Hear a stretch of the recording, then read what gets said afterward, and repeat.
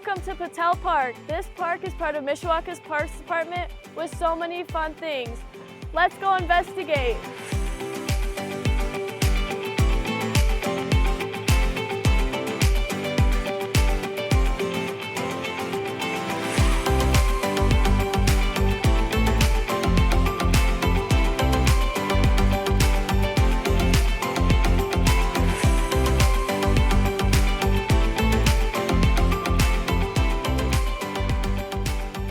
Hi, I'm Lauren, and today we're joined with Sara Huss, the Landscape Architect with DLZ. Thank you so much for joining us, Sara. Hi, happy to be here.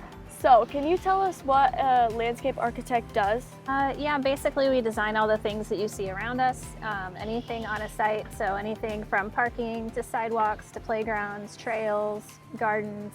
What team do you work with when you're planning things? So it depends what project we're working on. We might have a project that's only landscape architects.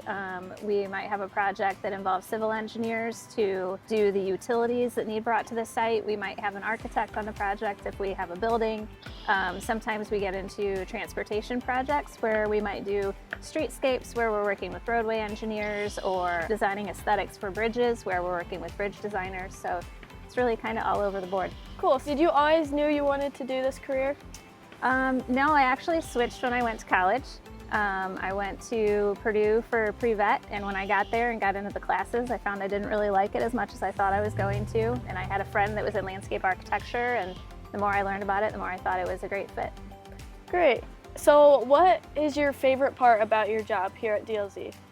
Being able to use my creativity and problem solving, and the opportunity to get outside and have a lot of variety of projects to work on.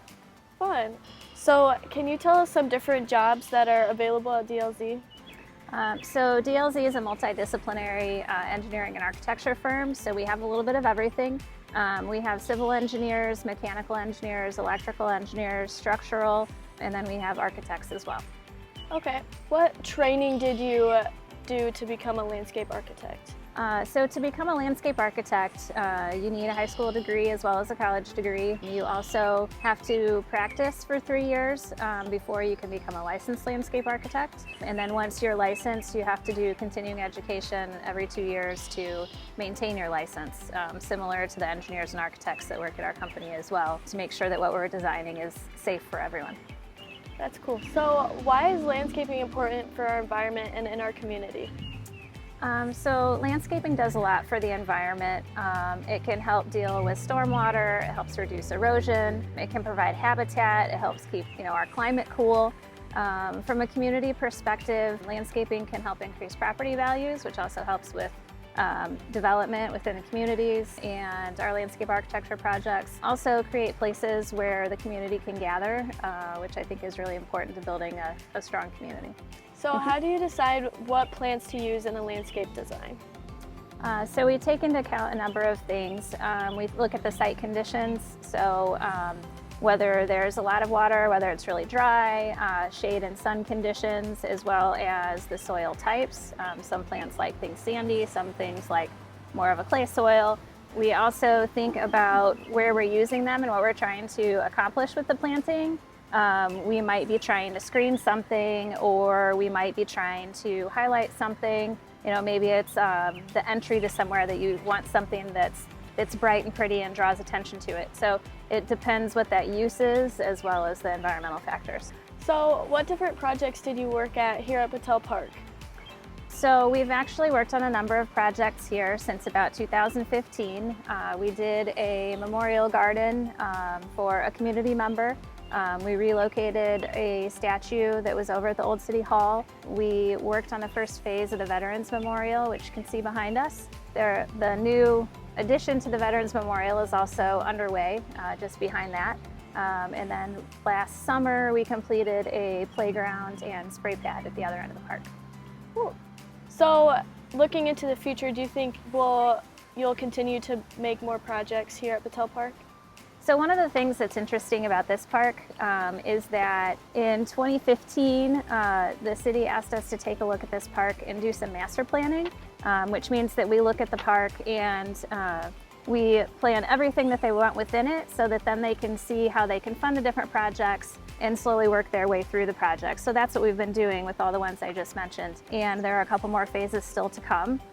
So those will be coming out in the next couple of years. So we'll look forward to coming to Battell Park to view those. Absolutely. Yes. So what kind of technology do you use to make your designs here at Battell Park? So one of the most important things we use is 3D rendering software, so that we can show the clients and the public what things are going to look like. Also, it helps people visualize when we're preparing different concepts for them to choose between. They can see it in 3D and see what it will look like when it's completed. Okay. What are some other projects that you've worked on besides Battell Park? In Mishawaka, I've been able to work on some projects at Central Park, Crawford Park, portions of the Riverwalk. Over in Elkhart, I worked on some of the downtown streetscape, the new beautification to the Jackson Boulevard Bridge, and a little bit of the Riverwalk over there as well, among other things. Is there anything else you would like to share about landscape design? Just that I think landscape architecture is a really interesting career because you're always doing something different. We get to work with a ton of different disciplines within the engineering and architecture world, and our projects are constantly changing. So you're never bored in our job, and it's a great way to get to learn new things all the time. Thank you for your time, Sarah. No problem.